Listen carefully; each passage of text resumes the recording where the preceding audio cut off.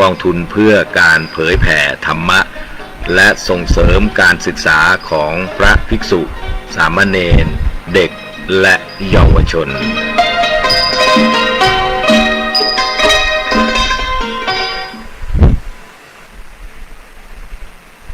สว่างนอกโดยแสงไฟสว่างในโดยแสงธรรมเจริญสุขท่านผู้ฟังทุกท่านวันนี้ก็ปะกับอาตมาภาพพระครูโกสิทธิ์ปริยัตยพรในรายการร่มโพทางสถานีวิทยุสาธารณะจังหวัดเชียงใหม่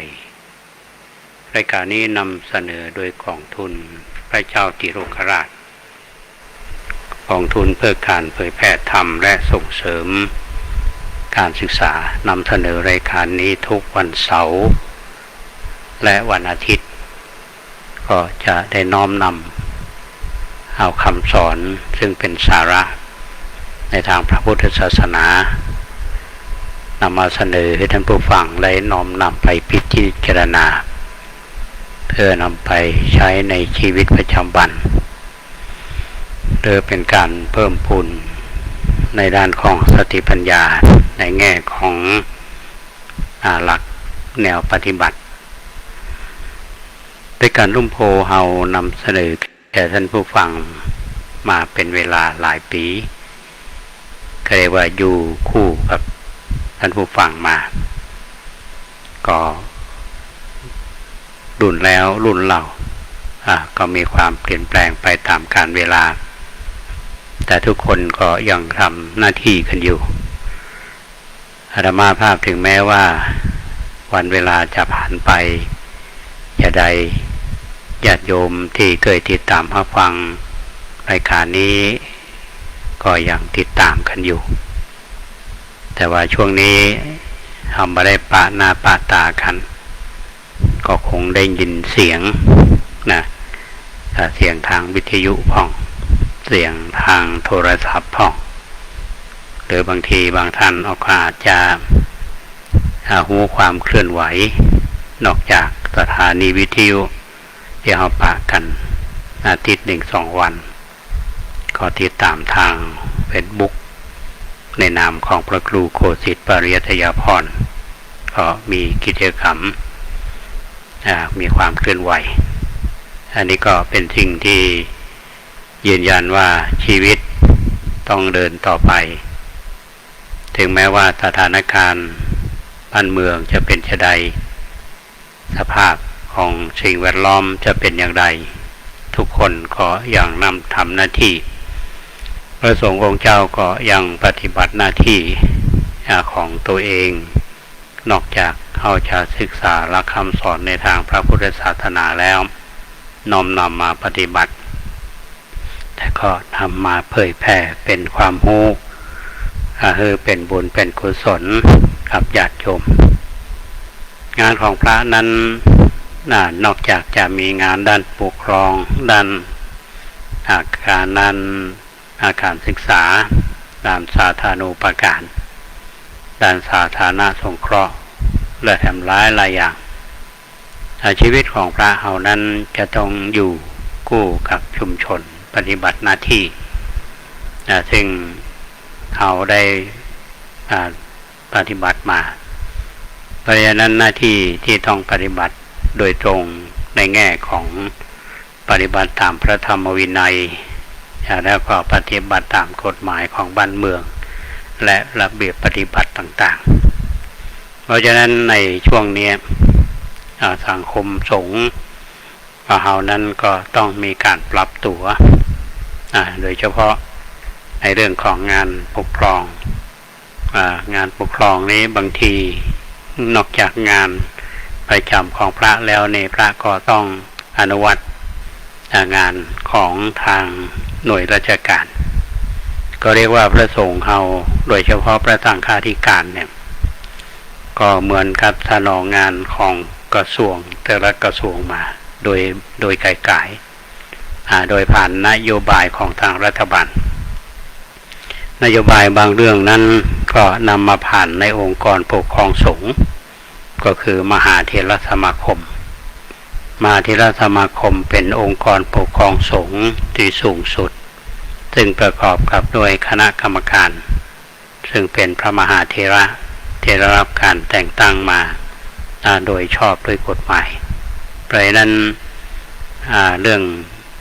ปฏิบัติตามด้านกฎหมายคือพระราชบัญญัติคณะสงฆ์ 2505 ก็ดีหรือพระราชบัญญัติคณะสงฆ์แก้ไขเพิ่มเติมฉบับปี 2535 ก็ดี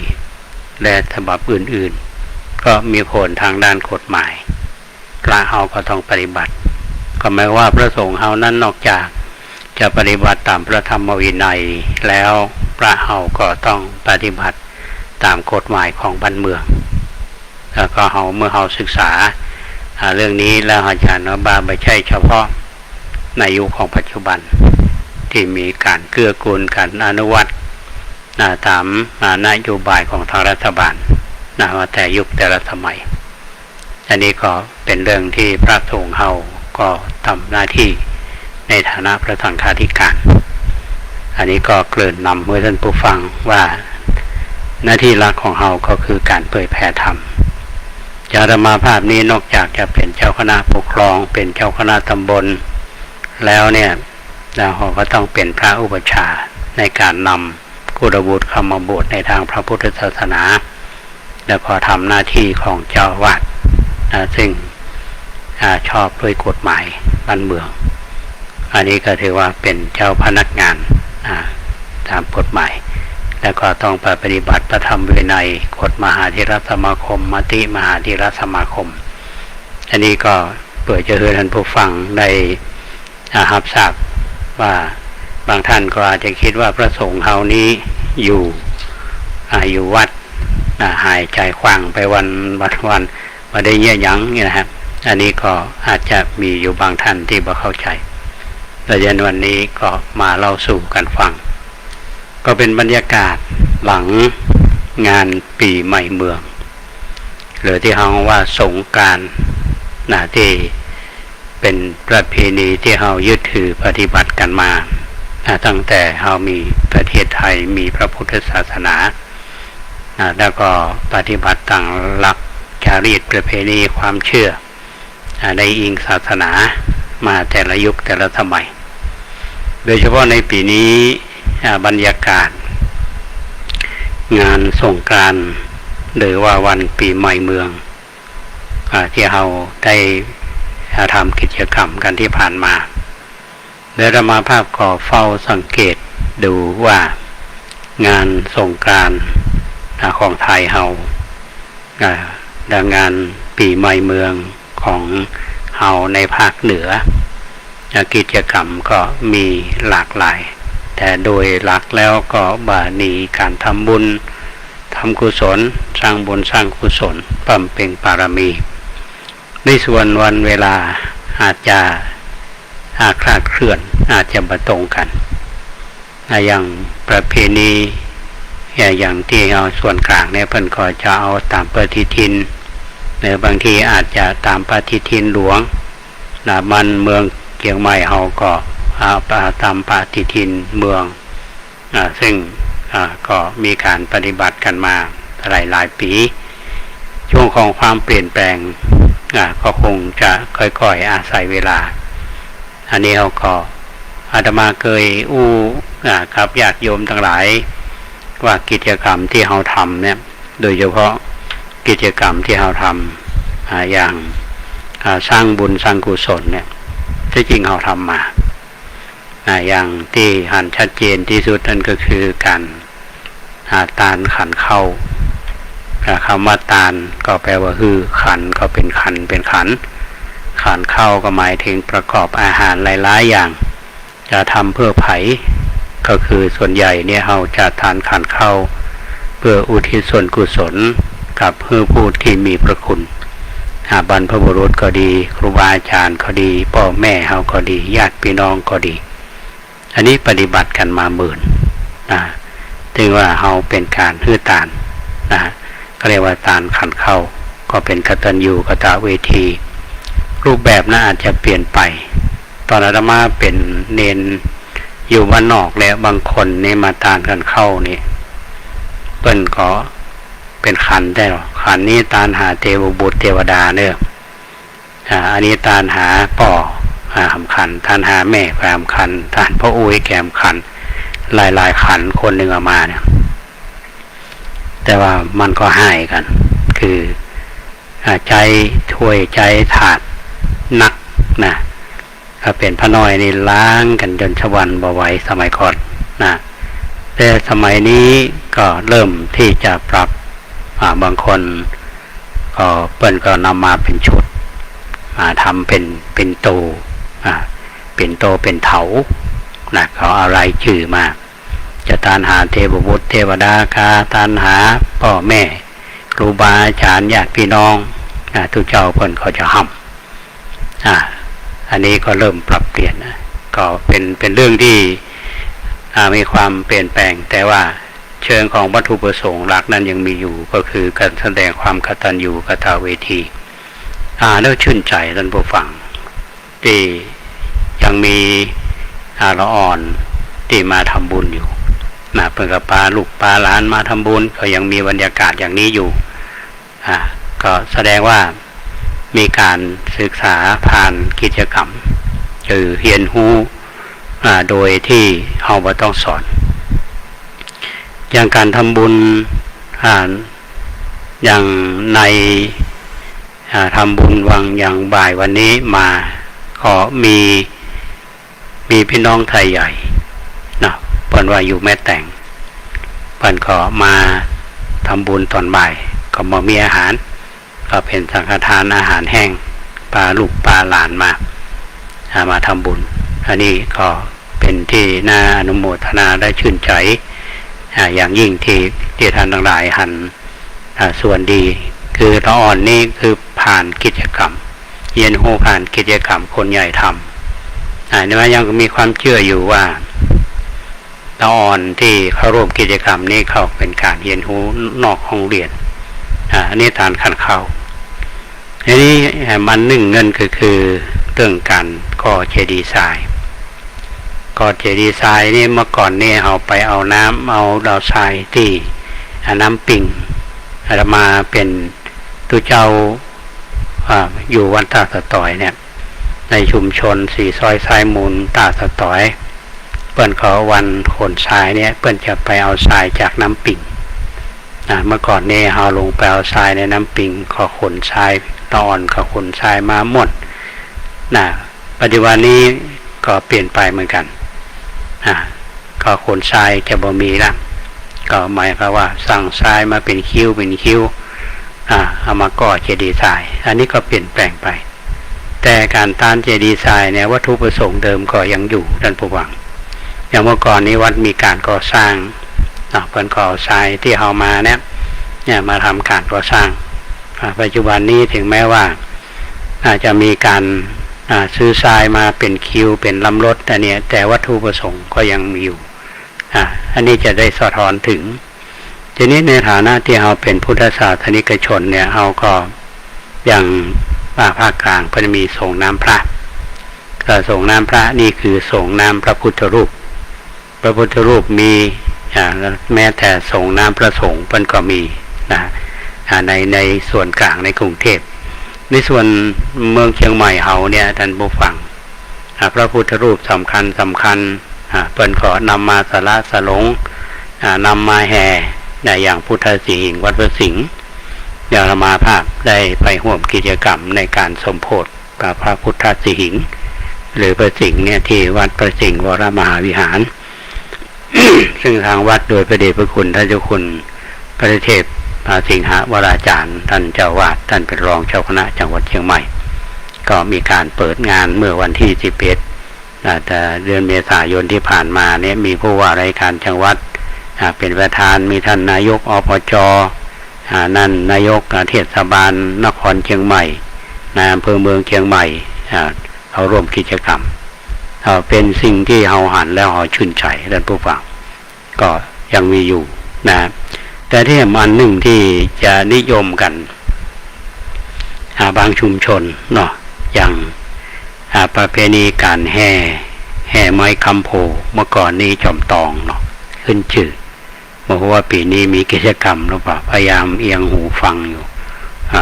ก็ยังมาอาจจะมีหรือมามีโมนะแต่เขาไม่ได้รับข่าวสารแต่ว่าโดยปกตินี่ญาติโยมเขาในชุมชนเนี่ยเพื่อนก็จะแห่ไม้กำแห่ไม้กำเพื่อไปกำต้นโพถึงว่าบ่มีแห่เพื่อนก็ทำเป็นไม้กำที่นี้กุศโลบายของคนในยุคก่อนเนี่ยจึงเป็นวิธีคิดของเพื่อนผ่านกิจกรรมเนี่ยถามว่าทำไมต้องมีไม้กำโพคำว่าโพเนี่ยคืออะไรอย่างถ้าเขาจะตีความหมายกันว่าในฐานะที่เขาเป็นพุทธศาสนิกชนเนี่ยถ้าเขาจะต้องกำโพในรูปแบบภายนอกแนวญาณว่าต้นโพเนี่ยเป็นต้นสัญลักษณ์แห่งการตรัสรู้ขององค์สมเด็จพระสัมมาสัมพุทธเจ้าถ้าเราจะมองเข้าไปตรงนั้นว่าคำว่าโพต้นโพหรือไม้สลีเนี่ยมาจากคำว่าโพธิหรือคำว่ามาจากพุทธะหรือมาจากพุทธธาตุพุทธะในความรู้ในความตื่นอะไรอย่างเนี้ยนะคำว่าโพธิเนี่ยถ้าจะหมายถึงว่าตื่นหมายคือว่าถ้าเป็นเชิงสัญลักษณ์นี่ต้นโพไม้สลีเนี่ยเป็นที่ตรัสรู้ขององค์สมเด็จพระสัมมาสัมพุทธเจ้าถ้าเรามองตรงนี้คำว่าโพธิหรือพุทธิเนี่ยมันเป็นองค์ความรู้เป็นเรียกว่าปัญญานี่ก็คือถ้าจะหมายถึงศาสนาก็หมายถึงพระพุทธศาสนาเอาท่านทั้งหลายนะปากันเอาไม้กำกิ่งโพในรูปแบบภายนอกเขาหันว่าต้นโพกิ่งมันอาจจะหักหรือว่ากำเอาไว้มันจะลมพัดมามันจะมาหักมาล่มใหม่ถ้าเรามองตรงนี้คือถ้ามองว่าต้นโพนี้หมายถึงศาสนานั้นเป็นหน้าที่ของชาวพุทธเฮาพุทธศาสนิกชนจะต้องจะต้องทำนุบำรุงพระพุทธศาสนาอย่างที่ท่านทั้งหลายเนี่ยได้ทำกันก็คือทำไม้คำโพอย่างท่านทั้งหลายตาลทักษาศีลเจริญภาวนาเนี่ยในเชิงของการตาลก็ดีทักษาศีลก็ดีภาวนาก็ดีมีทั้งศีลมีทั้งทางปัญญาศีลอันนี้คือเป็นสิ่งที่เราปฏิบัติตามหลักคำสอนในทางพระพุทธศาสนาก็หมายว่าพุทธศาสนิกชนเนี่ยเป็นผู้ที่จะต้องบำรุงอย่างที่เราได้ยินกันว่าพุทธศาสนาจะอยู่มั่นคงได้นั้นเราจะต้องอาศัยพุทธบริษัทสี่ภิกษุณีอุบาสกอุบาสิการวมความก็คือว่าทั้งเจ้าบ้านและเจ้าวัดจะต้องบำรุงพระศาสนาพระสงฆ์เราเมื่อบวชมาก็ต้องศึกษาแล้วก็ปฏิบัติตามหลักคำสอนในทางศาสนาอันนี้ชาวพุทธเราก็ต้องศึกษาต้องเรียนรู้พุทธศาสนาและนำเอามาใช้แล้วก็ศาสนามันก็อยู่มั่นคงที่เขาจะดูกันว่าอยากรูปแบบภายนอกเนี่ยท่านผู้ฟังศาสนสถานก็ดีถึงแม้ว่าเราจะสร้างมามันจะสวยสดงดงามมันจะวิจิตรพิสดารประการใดเนี่ยมันเป็นสิ่งที่เป็นวัตถุอยู่เมินไปมันก็เสื่อมสภาพแต่ว่าถ้ามองในแง่ของการศึกษาได้เรียนรู้เนี่ยอย่างโบราณสถานเนี่ยก็สะท้อนอย่างหลายอย่างที่เราเข้าไปศึกษาโดยเฉพาะเรื่องของการศึกษาด้านประวัติศาสตร์ก็ดีโบราณคดีก็ดีสำหรับคนผู้รุ่นเฮาเนี่ยจะต้องศึกษามันก็เป็นองค์ความรู้เหมือนกันสะท้อนแต่ละยุคแต่ว่ามันก็เสื่อมสูญไปอย่างการปฏิบัติทำคำสอนในทางพระพุทธศาสนาก็ดีที่เราศึกษาและเรานำมาใช้ที่สำคัญนั่นคือปฏิบัติสู่ชีวิตจริงนำไปใช้ในชีวิตประจำวันเมื่อมีตัวทุกข์มีปัญหาเราก็เอาธรรมะมาแก้ปัญหาอันนี้คือนำมาใช้ให้เกิดประโยชน์เอาใจในฐานะที่เราเป็นพุทธศาสนิกชนอันนี้เท่ากับการกำจู่พระพุทธศาสนาหมายความว่า ไม้กำในที่นี้หมายถึงหมู่เฮาชาวพุทธทั้งพระทั้งญาติโยมทุกคนและเฮาก็บ่ต้องไปคิดว่าเรื่องวัดเรื่องวาศาสนาเป็นเรื่องของทุเจ้าเนี่ยชาวบ้านบ่เกี่ยวบ่ใช่พระพุทธเจ้าท่านได้ตรัสเอาไว้ล่ะว่าพุทธศาสนาเขาจะมั่นคงก็ขึ้นกับบริษัท4ภิกษุภิกษุณีอุบาสกอุบาสิกาอันนี้เป็นเครื่องยืนยันและเมื่อใดบริษัท4เฮาบ่ทำหน้าที่ก็เหมือนประวัติศาสตร์ที่เฮาย้อนไปศึกษาดูอย่างอินเดียเฮาเนี่ยพุทธศาสนามั่นคงพุทธศาสนาก็หายไปจากอินเดียแล้วก็ทำให้นักโบราณคดีเฮาเนี่ยไปขุดค้นไปศึกษาว่าประวัติศาสตร์มันเป็นจะได้เอามาศึกษากันมันก็เป็นไปตามนั้นนะฮะเพราะฉะนั้นเฮาท่านทั้งหลายที่เรียนรู้ผ่านกิจกรรมอย่างคำไม้คำโพคือหมู่เฮานั่นแหละคำจู่พระพุทธศาสนาอันนี้ผ่านกิจกรรมและแถมมันหนึ่งคือดำหัวท่านผู้ฟังคำว่าดำหัวเนี่ยนะฮะในการดำหัวอย่างผู้เฒ่าผู้แก่ผู้แก่โดยในหมู่บ้านหนึ่งเนี่ยมันจะมีคนเฒ่าคนแก่ที่เขาเคารพนับถือจะเป็นป่ออุ้ยแม่อุ้ยพ่อนั้นก็ดีนะสมัยก่อนเนี่ยเขาก็จะไปสระเข้าดำหัวแล้วก็ขอพรจากเปิดมันเชื่อมถึงคนผู้สูงอายุได้รับความเคารพนับถือได้รับการยกย่องเขายอมรับอยู่บางทีผู้เฒ่าผู้แก่ยุคหลังๆนี่จะง่อมอย่างที่เขามีเพลงว่าอีแม่ง่อมนั่นนะบางทีง่อมก็ง่อมก็คือเหงาไปยังไงก็คือลูกหลานตานเต้าเนี่ยไม่ได้อยู่ตัวนะไม่ได้อยู่ตัวก็ไปยาการงานพ่องเมินเขามาหาเตื่อมาโทรศัพท์เขามาโทรมาหาให้นะของง่อมนะทีนี้ถ้ามีลูกมีหลานเนี่ยถึงแม้ว่ามาดำหัวอย่างปีนี้เนี่ยดำหัวทางอากาศก็มีท่านผู้ฟัง ดำหัวทุกวันนี้ส่งนำขมิ้นส้มปล่อยผ่านลายหรอกดอกมะลิร้อยนะโอ้งามเดี๋ยวนี้มันต้องขี่รถมาหาละเพราะอย่างพ่อโควิดเนี่ยบางท่านนี่ผ่านลายมาบอกว่าขออนุญาตดำหัวผ่านทางอากาศก่อนผ่านลายเมื่อมีสถานการณ์ดีแล้วก็จะมาอันนี้ก็ยังคิดเติงหากันอยู่เนาะยังคิดเติงยังมีลายอยู่มู่ถึงเรื่องลายแล้วท่านผู้ฟังจะเห็นได้ว่าอายุสมัยเนี้ยเนาะคนเฒ่าคนแก่คนหนุ่มคนสาวอย่างคนหนุ่มคนสาวเฮานี้อายุของโซเชียลเนี่ยนะก็เก่งอยู่ละแต่ผู้เฒ่าผู้แก่บางท่านก็ใจลายอย่างอาตมาภาพสังเกตเนี่ยมีโยมมาทำบุญเนี่ยนะมีครอบครัวหนึ่งแม่บ้านนี่ชอบถ่ายรูปเวลามาตานขันเข้าก็ดีมาทำบุญเตระมาเนี่ยเพิ่นจะถ่ายรูปไปมีวัตถุประสงค์หรอแต่คนเฒ่าพ่อจายนี่บอกก็ใครต่อใดทำแม่บ้านจะถ่ายรูปเพื่อนั่งแอคชั่นพ่องเพื่อหันหน้ามาทางนี้พ่องยิ้มพ่องรู้สึกรำคาญนะแต่ว่าแม่บ้านเนี่ยไม่ยิงนี่เป็นคนละเอียดอ่อนนะท่านผู้ฟังละเอียดอ่อนเพราะอย่างว่าก็เติงหาไผ่ก็เติงหาลูกก็เติงหาหลานลูกสมัยก่อนเคยเรียนหนังสือทำการทำงานมีครอบครัวแล้วก็มีหลานแล้วเยอะจะใดคือลูกผู้ข่าวว่าพ่อแม่ไปทำบุญที่ไหนหรือไปทำกิจกรรมอย่างที่ไหนอันนี้คือตัวที่เชื่อมเปิ้นขอถ่ายรูปแล้วก็ส่งไปทาง Facebook ก็ดีส่งไปทางไลน์ก็ดีเพื่อให้ลูกได้หันว่าอีแม่มาทำบุญนะอีพ่อมาทำบุญนะไม่ได้ไปไหนเอาบุญว่าฝากลูกอันนี้ก็เป็นอย่างหนึ่งที่ว่าเราสามารถที่จะ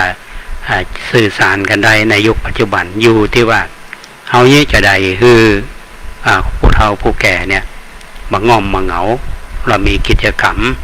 ทำและก็เชื่อมโยงไปถึงลูกถึงหลานอันนี้ก็คือสิ่งที่มันเกิดขึ้นในปัจจุบันและเข้าใจนะครับเพราะฉะนั้นกิจกรรมที่เฮียนหูร่วมกันเนี่ยโดยเฉพาะเรื่องของการดำหัวปิดคำนั่นก็คือแสดงความกตัญญูเพราะกตัญญูคือพอพ่อแม่ก็ดีครูบาอาจารย์ก็ดีเนี่ยได้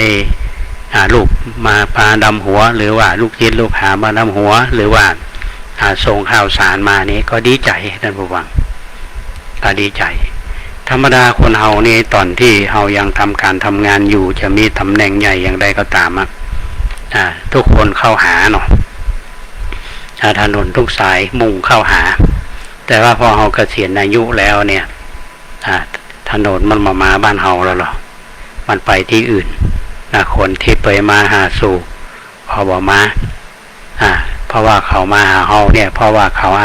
าศัยผลประโยชน์มาเปิ่งปะอาศัยเหมือนกับต้นไม้ใหญ่นะท่านผู้ฟังสังเกตพอครับต้นไม้ใหญ่นี่มันจะมีนกมาอาศัยเนาะมาอาศัยอยู่ได้อยู่ห่มอยู่เงาได้กินลูกผลไม้แต่ถ้าว่ามันบ่เกิดประโยชน์แล้วมันก็บินไปที่อื่นก็เหมือนกัน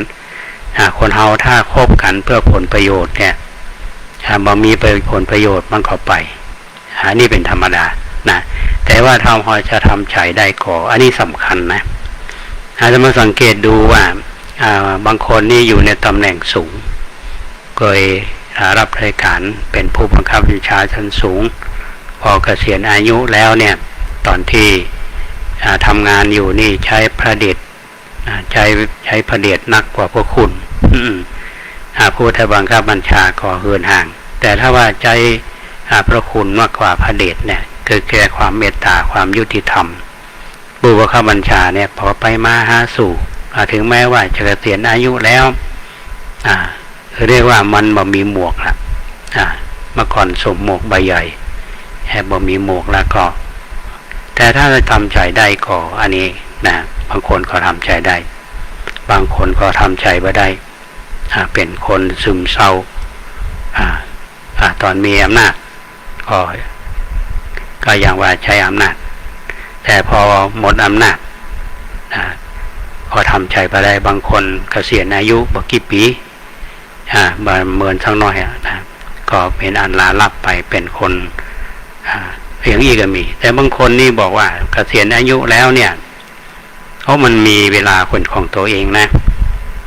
เมื่อก่อนนี้เวลาเฮาไปให้คนอื่นตอนนี้เป็นเวลาของเฮาก็ปิกมาศึกษาธรรมและปฏิบัติธรรมมาละของกับหันคุณค่าในเวลาที่มีอยู่อันนี้ก็มีท่านผู้ฟังเพราะฉะนั้นคนเฮาก็มีหลายประเภทเพราะฉะนั้นการดำหัวนี่เป็นการแสดงความคารวะเคารพแล้วก็ทำให้คนเฒ่าเนี่ยได้มีกำลังใจอันนี้ครูบาอาจารย์ก็เช่นเดียวกันนะอันนี้เป็นกิจกรรมที่ทำและแห่งมันหนึ่งเนี่ยท่านผู้ฟังแต่วัดต่างๆเพื่อจะทำมีการสะเดาะนพเคราะห์มีการปูชาเข้าลดเคราะห์ถ้ามองในเชิงของวิชาการหรือมองในเชิงของคนที่มีใช้ปัญญาอาจจะมองว่าเป็นเรื่องของการงมงายเป็นเรื่องของบัจจัยพุทธศาสนาโดยตรงถ้ามองในแง่ของจิตวิทยาท่านผู้ฟังจิตวิทยาเนี่ยมันเป็นคล้ายกับว่า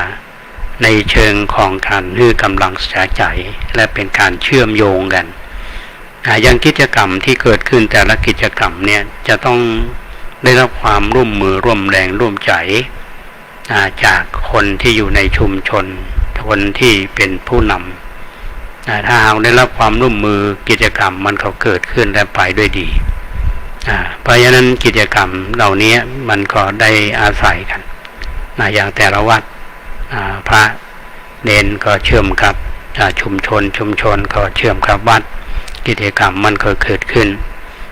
อย่างน้อยก็เป็นตัวอย่างที่คนรุ่นหลังเนี่ยเพิ่นได้สืบสานมาแล้วก็รักษาและเราต้องเข้าใจว่าสาระตรงนั้นมันเป็นการฮือกำลังใจเป็นการเชื่อมโยงคน ในคนที่ช่วงของอายุเนี่ยเข้าถึงกันอันนี้เป็นเรื่องที่อาตมาพยายามสรุปมาคือ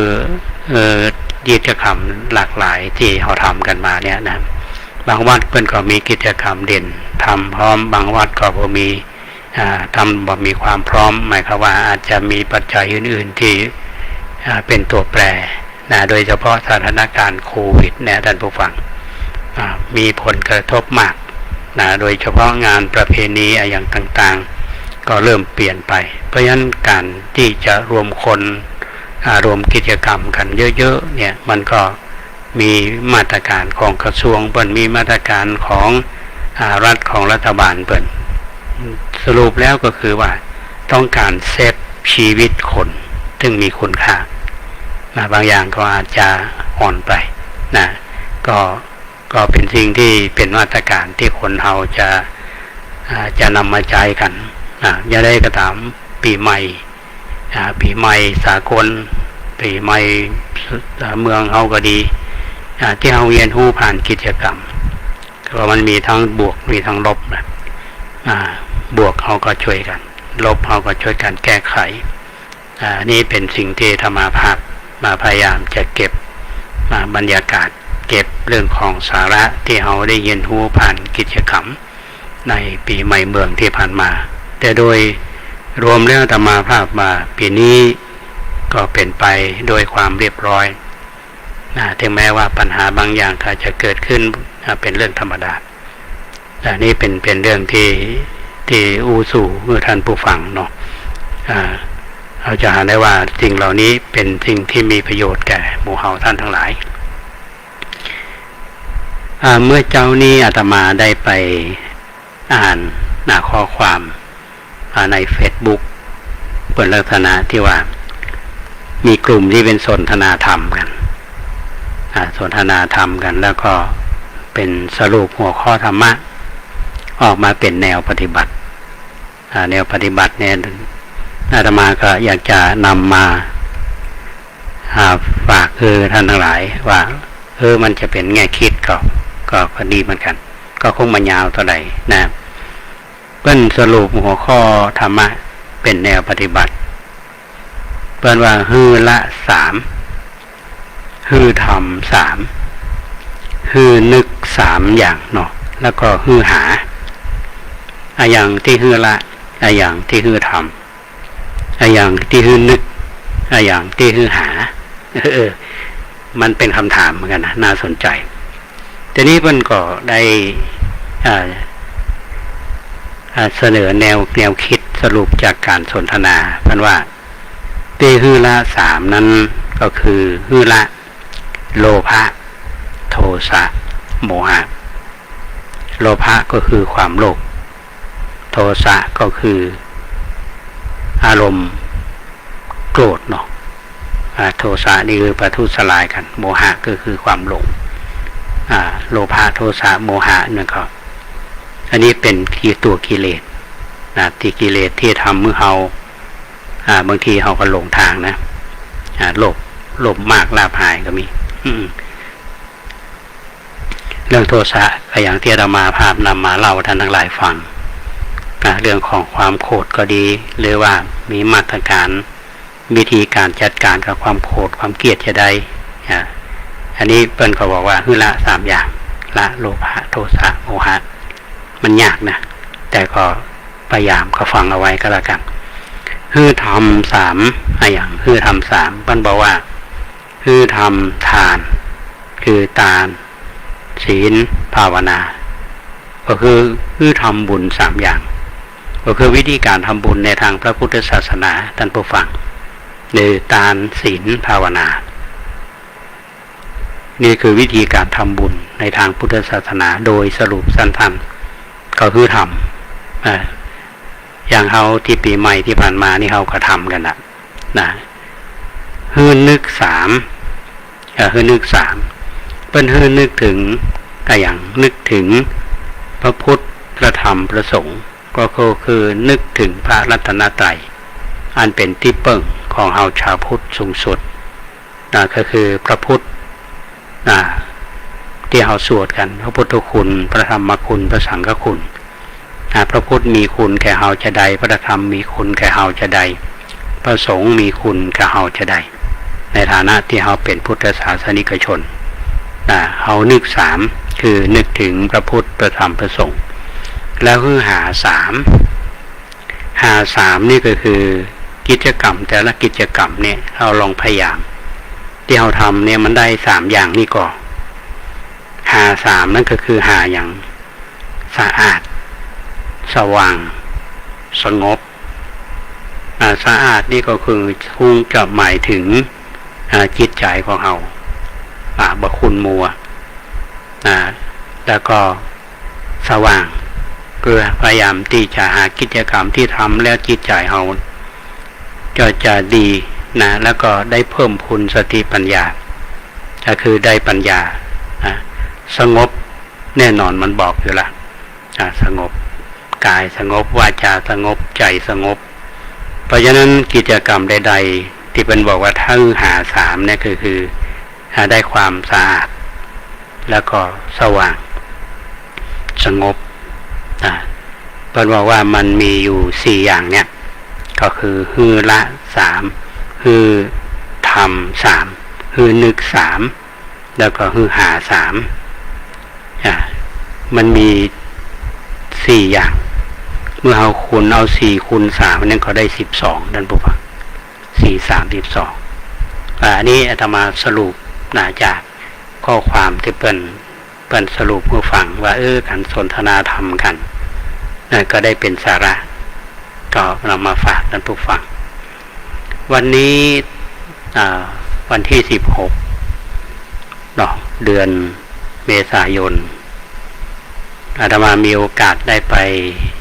ในความเมตตาของพระเดชพระคุณทายกคุณประเทศปริยัติเจ้าคณะจังหวัดเชียงใหม่วัดเจ็ดยอดพระเดชพระคุณท่านได้จัดกิจกรรมครั้งสำคัญและ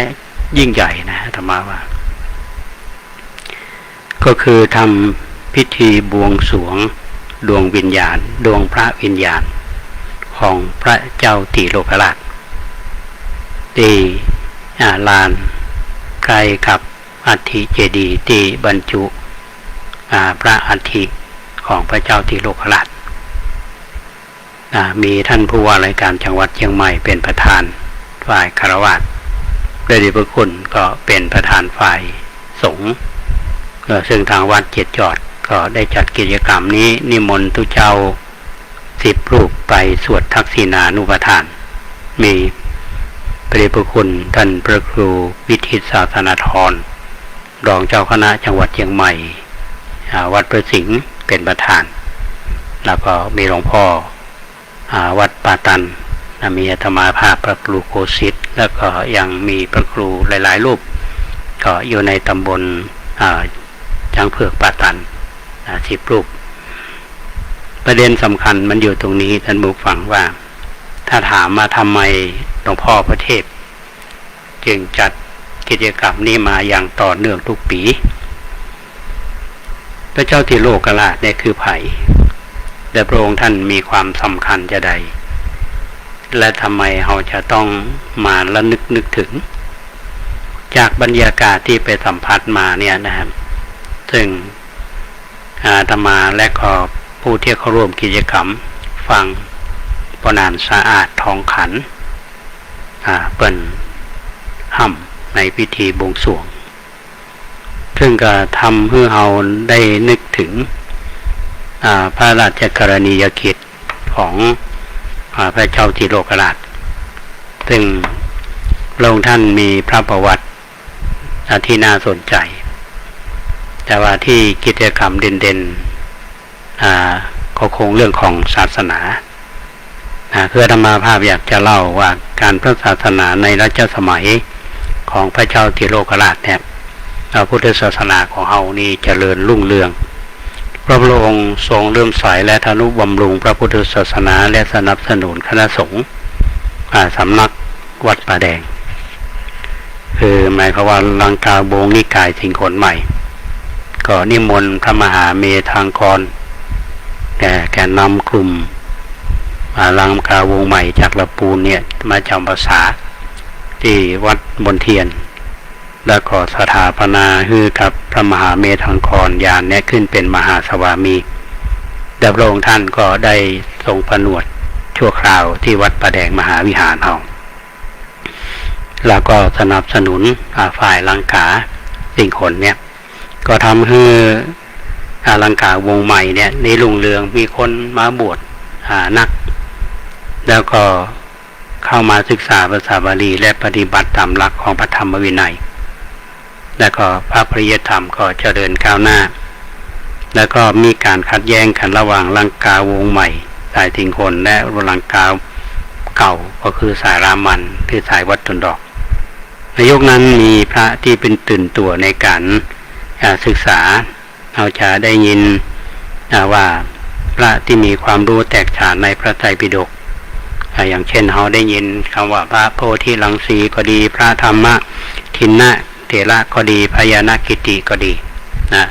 เป็นพระที่มีความรู้ความสามารถในยุคนั้นเพราะพระองค์ท่านได้ให้การสนับสนุนแล้วก็มีการรจนาคัมภีร์ถ้าเป็นภาษาบาลีในยุคนั้นแล้วก็ข้อสำคัญนั่นก็คือวัดเจ็ดยอดเนี่ยเป็นสถานที่ชำระพระไตรปิฎกเมื่อปี 2020โดยใช้เวลา1 ปีก็เหมือนกับว่าเป็นการทำสังคายนาครั้งที่8ของโลกฉบับที่ชำระในสมัยของพระเจ้าติโลกราชเพราะฉะนั้นไปวันนี้ก่อนเปิ้นจะประกอบพิธีเนี่ยธรรมาไปเจ้าหน่อยไปเก็บบรรยากาศชอบถ่ายรูปไปถ่ายเจดีย์เนาะเจดีย์7 ยอดไปถ่ายเจดีย์อัฐิเจดีย์ถ่ายอุโบสถเนาะก็ทำให้นึกถึงว่าสมัยนั้นนี่เราวัดที่มีความเจริญพระเจ้าติโลกราชเนี่ยท่านได้สร้างวัดเนี่ยวัดเจ็ดยอดเนี่ยเป็นที่อยู่ของท่านอุตตมปัญญาเถระก็ตั้งชื่อว่าวัดโพธารามนะจังชื่อว่าวัดโพธารามโพธารามมหาวิหารแล้วก็สร้างวัดแห่งหลายๆวัดอย่างวัดหลาดมนเทียนก็ดีวัดป่าตาลวัดป่าตาลนี้อยู่ในของบิน41ก็คงจะแถวสนามกอล์ฟทูปฏิมีเนี่ยวัดประแดงมหาวิหารเราก็ได้รับการสนับสนุนในการสร้างวัดวาอารามอันนี้เป็นเรื่องที่เรานึกถึงบรรยากาศที่ไปเดินดูด้านลำนึกถึงและประกอบกับที่พระนานสะอาดทองขันเนี่ยเพิ่นก็ได้ประกอบพิธีบวงสรวงก็ทำให้นึกถึงเรื่องดีๆในอดีตเนี่ยมาเพราะฉะนั้นญาติโยมท่านผู้ฟังทุกท่านถ้าท่านมีโอกาสได้ไปที่วัดเจ็ดยอดตอนนี้สภาพทั่วไปเนี่ยร่มรื่นโดยเฉพาะหน้าวิหารไม่ฉ่ำฉาหรือไม่กำปูเนี่ยนะลานมีความร่มรื่นมากนะเหมาะกับคือเป็นวัดเนเตเป็นศูนย์กลางในการศึกษาในอดีตปัจจุบันก็เป็นพระอารามหลวงซึ่งมีพระเดชพระคุณเจ้าคุณพระเทพปริยัติเป็นเจ้าวาดอยู่ทีนี้ที่สำคัญนั้นท่านผู้ฟังว่าอยากจะเพิ่มเติมว่าในวัดเจ็ดยอดที่ท่านหันเจดีย์7 ยอดเนี่ยนะเป็นก่อสร้างเจดีย์7 ยอดและนอกจากนั้นก็ปฏิสังขรณ์เจดีย์หลวงคือวัดเจดีย์หลวงเนี่ยนะการถ้าไปศึกษาดูว่าในพ.ศ. 2022เนี่ยพระเจ้าติโลกราชได้โปรดให้หมื่นดามพาคตเดินทางไปลังกาจำลองแบบโลหะประสาทมาก่อสร้างพระเจดีย์7 ยอดที่วัดมหาโพธารามเนี่ยที่เอาหันถึงวันเนี่ยนะนอกจากนั้นก็จำลองรัตนมาลีเจดีย์นะนำมาปฏิสังขรณ์พระเจดีย์ใหญ่วัดเจดีย์หลวงในสมัยของพระเจ้าแสนเมืองมาอันนี้ปรากฏที่เอาหันอยู่ทุกวันนี้นะก็อาศัยว่าพระองค์ท่านนะมีวิชั่น เนาะถ้าว่าภาษาสมัยใหม่เนี่ยคือวิสัยทัศน์มองไปไกลและที่สำคัญนะเนี่ยอาตมาไปที่อุโบสถเนาะแล้วก็จะมีเขาเรียกว่ามีสถูปสถูปนี้เพิ่นบอกว่าในสมัยพศ 2025เนี่ยเพิ่นโปรดให้ได้อัญเชิญพุทธปฏิมากรแก่นจันแดงจากวัดประแดงมหาวิหารนะที่อยู่เหนือเมืองพะเยามาที่นครเชียงใหม่โดยเสด็จพระองค์ท่านไปรับธิรปูนพระเจ้าติโลกราชก็ได้นอกจากนั้นก็ได้หล่อพุทธรูปทองคำบรรจุพระธาตุ500 องค์ขนานนามว่าพระป่าตาดน้อยก็คือวัดป่าตาดเป็นที่อยู่ของพระธรรมทินะเถระประธานในการสังฆายนาอันนี้เป็นเรื่องที่นึกถึงบรรยากาศนึกถึงอาจจะมีสิ่งที่ทำให้เราได้ตระหนักในเรื่องนี้ดังนั้นอาตมาภาพไปวัดเกียรติยอดไปร่วมกิจกรรมวันนี้มีความสุขใจท่านผู้ฟังนอกจากได้รับความเมตตาธรรมจากพระเดชพระคุณทศคุณพระเทพปริยัติและบรรดาประสงค์ต่างหลายที่มีเมตตาธรรมเนี่ยได้มาร่วมกันประกอบพิธีและท่านผู้ว่าราชการจังหวัดเชียงใหม่และคุณนายท่านก็มาเป็นประธานทางคณะกรรมการวัดก็ดีพระสงฆ์สามเณรก็ดีได้จัดกิจกรรมเนี่ยเพื่อน้อมรำลึกถึงในพระเกียรติคุณของพระเจ้าสิโลกราชถ้ามองไปข้างในเนาะถ้าว่าไปเนี่ยเจดีย์ใหญ่ๆน่าเจดีย์อาจจะมีก็เรียกว่ามีพระหล่อพระรูปเนาะเป็นนั้นที่แล้วก็รับการปรับปรุงดีอยู่เขาเรียกว่าลานณใกล้บริเวณอธิเจดีย์ของพระองค์ท่านอันนี้เป็นเรื่องที่นำมาเล่าเพราะสิ่งเหล่านี้มันจะเชื่อมโยงไปในอดีตอาตมานึกถึงภาพวันที่พระเดชพระคุณทศคุณพระเทพปริยัติท่านย้ายมาเป็นเจ้าวาดวัดเกียรติยอดซึ่งย้ายมาจากวัดกลางเวียงอำเภอเมืองอำเภอป้าวท่านเป็นเจ้าเมื่อก่อนท่านเป็นเจ้าคณะอำเภอป้าวและขึ้นมาเป็นรองเจ้าคณะจังหวัดท่านมาอยู่ทีนี้มีอันหนึ่งที่พระเดชพระคุณท่านได้เคยมาเปรยให้อาตมาฟังเนาะเพราะเปิ้นฮู้ว่าวัดประแดงเฮาเนี่ยเป็นวัดที่พระเจ้าที่โลกราชเนี่ยท่านได้สถาปนาขึ้นปี 1974แล้วก็เป็นศูนย์กลางของการศึกษาท่านบอกว่าเมื่อก่อนเนี่ยท่านยอมรับท่านไม่ได้สนใจเรื่องของประวัติศาสตร์โดยเฉพาะของพระเจ้าที่โลกราชท่านบอกว่าท่านมาเป็นเจ้าวาดวัดเกียรติยอดแล้วเนี่ยท่านก็จะต้องศึกษาของศึกษาเรื่องประวัติของพระเจ้าที่โลกราชแล้วก็จึงมีกิจกรรมอย่างต่อเนื่องที่เกิดขึ้นทุกวันนี้แม้แต่ทางกรมศิลปากรเนี่ยเพิ่นก็มีการขุดค้นวัดเกียรติยอดซึ่งเมื่อก่อนเนี่ยเคยเป็นที่ทำสังฆายนาชำระพระไตรปิฎกไปตัวนี้อาตมาก็หันว่าบริเวณวัดเนี่ยเพิ่นจะมีการขุดแต่งเป็นตีเอาขี้โคลยไปถมเป็นตีนะอันนี้ก็เป็นแหล่งเรียนรู้ด้านโบราณคดีเป็นวัดประวัติศาสตร์อย่างที่อาตมาภาพว่าเพราะฉะนั้นวันนี้ก็ถือโอกาสเล่าเรื่องสรุปการเรียนรู้ในสาระผ่านกิจกรรมในวันปีใหม่เมืองแล้วก็ไปร่วมทำบุญแล้วก็ไปสวดทักษิณานุปทานในพิธีบวงสรวงดวงพระวิญญาณของพระเจ้าติโลกราชที่วัดเกียรติยอดซึ่งมีพระเดชพระคุณพระเทพปริยัติเป็นประธานแล้วก็ท่านผู้ว่าราชการจังหวัดเชียงใหม่เป็นประธานเป็นกิจกรรมที่ ที่ไปร่วมแล้วมีความสุขใจแล้วก็ซึ้งใจที่คนรุ่นเฮานี้ยังน้อมรำลึกถึง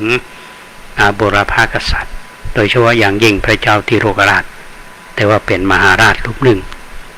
เป็นการแสดงความกตัญญูต่อพระองค์ท่านนะอันนี้ก็คิดว่านำมาเล่าให้ท่านผู้ฟังฟังนี้คือไม่ใช่เจตนาที่จะมาโฆษณาวัตถุเก่าแต่ว่ามันเป็นประวัติศาสตร์มันเชื่อมโยงกันนะแต่ก็ปัจจุบันเนี้ยพระผู้ใหญ่ที่มีเมตตาธรรมโดยเฉพาะญาธรรมาภาพเนี่ยพระเดชพระคุณท่านเจ้าคุณพระเทพปริยัติจริงๆก็รู้จักพระองค์พระคุณท่านมาเมินละแต่จำได้ว่าสมัยก่อนนะประมาณปี 2531 เนี่ยอาตมาภาพก็ได้รับนิมนต์จากกรมการศาสนาและพระเดชพระคุณก็ได้รับนิมนต์จากกรมการศาสนาไปเป็นวิทยากรในการอบรมครูสอนพระปริยัติธรรมที่วัดพระธาตุเจ้าโดยสุเทพอาตมาก็ไปเป็นวิทยากรพระองค์ท่านพระเดชพระคุณก็ไปเป็นวิทยากรในวิชาต่างๆนั้นนะก็ท่านเขาเมตตามาตลอดอาตมามาทำงานที่มหาจุฬาท่านก็เมตตาทำแล้วก็มาอยู่วัดประแดงเนี่ยมันก็มาเยี่ยมแล้วก็ให้กำลังใจติดตามข่าวอยู่ตลอดเวลานี่ก็ต้องขอบคุณในนามใจของพระเดชพระคุณที่มีต่อธรรมาภาพและวัดประแดงมหาวิหารเพราะว่าวัดเกียรติยอดกับวัดประแดงนี่ก็จะว่าไปก็เป็นสายของลังกาวงใหม่แล้วก็ที่สำคัญนั้นก็คือพระเจ้าธิโรกราชสถาปนาวัดประแดงแล้วก็ได้สร้างวัดเกียรติยอดสนับสนุนกิจกรรมครั้งสำคัญแล้วอัฐิเกิดพระอาทิของท่านก็ประดิษฐานที่วัดเกียรติยอดอันนี้เป็นเรื่องที่น่าชื่นใจและอนุโมทนาในช่วงเวลาที่เหลืออยู่นี้ท่านผู้ฟังก็ขอเผยแพร่ข่าวกิจกรรมเนาะที่สำคัญอย่างในวันพรุ่งนี้เนาะ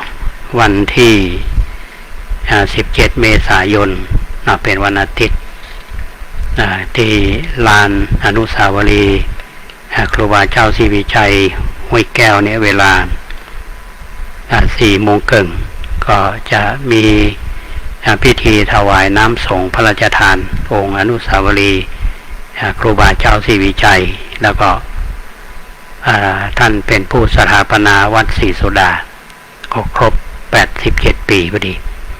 พระเดชพระคุณท่านเจ้าคุณพระเทพโกศลก็เจริญอายุ87 ปีเหมือนกัน ที่พันธรรมพุนไปเมื่อวันที่11 เมษายนที่ผ่านมาในขณะเดียวกันนี้วันนั้นก็วันพรุ่งนี้ก็จะมีการมากว่ามีประเพณีมาปืนใหม่ปืนเมืองเฮาตวยนะก็ซึ่งกิจกรรมอันนี้ก็จะเกิดขึ้นเนาะเมื่อ 4 โมงครึ่งคณะสงฆ์สามเณรวัดศรีโสดาพร้อมกับนักศรัทธาเพื่อนขอพร้อมกันที่ลานอนุสาวรีย์ก็5 โมง 9 นาทีประธานในพิธีก่อจุดธูปเทียนบูชาพระรัตนตรัยอาราธนาศีลประธานสงฆ์มือศีลอาราธนาพระปิฤทธิ์ประสงค์สมณศักดิ์เจริญพุทธมนต์สมโภชน้ำสงฆ์พระราชทานประธานในพิธีอัญเชิญน้ำสงฆ์พระราชทานทรงองค์อนุสาวรีย์ครูบาเจ้าศรีวิชัยประสงค์ธรรมนศักดิ์ทางนั้นเจริญชัยมงคลคาถาประธานในพิธีถวายจตุปัจจัยทายธรรมประสงค์ทางนั้นอนุโมทนาเป็นสิทธิพิธีนี่ท่านผู้ฟังจะอ่านได้ว่าครูบาเจ้าศรีวิชัยซึ่งเป็นนักบุญแห่งล้านนาไทยเป็นผู้นำในการสร้างต่างขึ้นโดยสุเทพบริเวณลานอนุสาวรีย์ก็ดีหรือบริเวณที่ตั้งของมูลนิธิสถาบันครูบาเจ้าศรีวิชัยก็ดีซึ่งเป็นสถานที่ที่บรรพชนเฮาได้สร้างประโยชน์เป็นการจุดเริ่มต้นแห่งการสร้างคุณงามความดี การสร้างต่างคนโดยสุเทพก็ดีกิจกรรมสนับสนุนจากพี่น้องประชาชนในยุคนั้นก็ดีอาศัยพลังซึ่งมีท่านครูบาเจ้าศรีวิชัยเป็นศูนย์กลางก็เรียกว่าครูบาสินธรรมท่านเป็นต้นบุญในยุคนั้นเพราะฉะนั้นการสร้างทางขึ้นดอยสุเทพ5 เดือน22 วันมาได้อาศัยงบประมาณแผ่นดินแม้แต่บาทเดียวเป็นเงินมาจากพี่น้องประชาชนเขาเรียกว่ามาจากรากหญ้าแล้วก็มีศรัทธาในตัวของท่านครูบาเป็นพระที่มีศีลจารวัตรงดงามเป็นผู้ที่มีความเสียสละท่านก็มาได้ศึกษาสูงได้จบมหาวิทยาลัยมาได้เป็นด็อกเตอร์กี่สาขานี้มาได้เป็นแต่ว่าเป็นศูนย์รวมใจของพี่น้องประชาชนซึ่งเป็นพลังอันยิ่งใหญ่ขับเคลื่อนทางสังคมเนี่ยสร้างกิจกรรมดีๆที่เกิดขึ้นในวงการพระศาสนาเพราะฉะนั้นวันพรุ่งนี้หมู่เฮาท่านทั้งหลายมีเวลาก็ขอเชิญไปร่วมในพิธีก็คือไปถวายน้ำส่งพระราชทานโดยพร้อมกันเพื่อรำลึกนึกถึงครูบาเจ้าศรีวิชัยถึงแม้ว่าท่านจะจากหมู่เฮาไปเหมือนแล้วแต่คุณงามความดีของท่านก็ยังอยู่ในหัวใจของเฮาท่านทั้งหลายอันนี้ก็เป็นเรื่องที่ดีๆนำมาฝากมาเชิญชวนพี่น้องท่านสาธุชนในส่วนของกิจกรรมงานพัฒนาวัดประแดงเนาะหลายท่านก็ช่วงปีใหม่นี้ก็มาถามว่าท่านพระครูเป็นยาใดพ่องงานเสร็จสิ้นแล้วยังเนาะก็ได้บอกโยมไปว่างานพัฒนาของเรานั้นงานพัฒนากำแพงตั้งลุ่มนี้ก็ถือว่าเสร็จละการทำกำแพงตั้งบน3-5ช่องก็เสร็จละแต่ที่งานค้างอยู่ก็คือทาสีแล้วก็ฮาวสเตนเลสที่ขึ้นบันไดบันไดที่หอระฆังแล้วก็ได้ทำบันไดเพิ่มบันไดเพิ่มที่ใกล้ๆศาลา3 พังแกนเดินลงไปอยู่สวนวัดเท่าแล้วก็มีการสร้างราวสเตนเลสอันนี้ทางผู้รับเหมาคือช่างสมนึกบินดรัตน์นะครับช่วงปีใหม่นี่เป็นหยุดกันหลังปีใหม่เพิ่งก็จะมาต่องานแล้วที่ธรรมาภาพเคยเล่าท่านทั้งหลายได้ฟังเคยบอกท่านทั้งหลายได้ว่ามีส่วนร่วมในกำแพงเขาเนี่ยจะมีรางระบายน้ำทัดรางระบายน้ำนี่เขาจะปลูกทองอุไรท่านกำลังรับฟังสถานีวิทยุสาธารณะจังหวัดเชียงใหม่แล้วก็คลื่นพัฒนาคุณภาพชีวิต FM 92.25 ปรับภูมิทัศน์ในทางบนเนี่ยกำลังดำเนินการก็คือว่าจะปลูกต้นไม้2 ข้างบันไดนาคแล้วก็ปลูกต้นช่วงฟ้าขึ้นแนวทางของวัดเราท่านใดที่มีส่วนจะร่วมกันเนาะทำบุญก็ยินดีและอนุโมทนาวันนี้ดูเวลาแล้วก็ครบเวลาของทางสถานีแล้วต้องขออนุโมทนากับท่านพระครูธโมวิศวัตรบรกิจโจท่านผู้อำนวยการสถานีวิทยุ 104.50 ที่ลิงก์สัญญาณนี้ไปยังสถานีอื่น